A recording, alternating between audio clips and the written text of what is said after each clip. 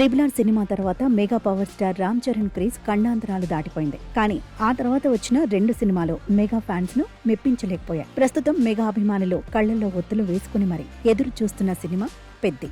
ఒప్పిన సినిమాతో sensation create చేసిన బుచ్చిబాబు సనా దర్శకత్వంలో తెరకెక్కుతున్న ఈ మూవీపై అంచనాలు ఆకాశాన్ని తాకుతున్నాయి. గత నెల విడుదల కావాల్సిన ఈ చిత్రం వరుసగా వాయిదాలు పడుతూ వెళ్తుండటంతో మూవీపై చాలా అనుమానాలు మొదలయ్యాయి. తాజాగా ఈ అనుమానాలకు మూవీ యూనిట్ చెక్ పెట్టారు.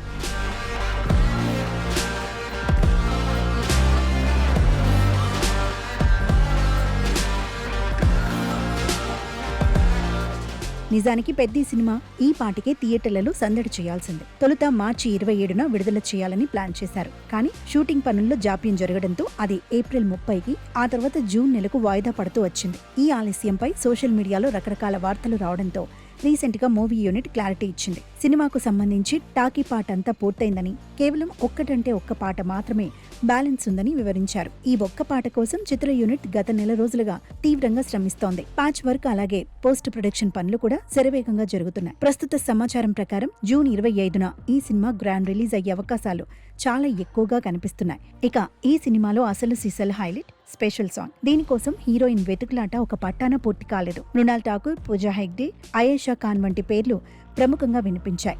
మధ్యలో మృణాల్ను అడిగితే తనను ఎవరూ సంప్రదించలేదని చెప్పడంతో ఆశలు అడగంటాయి.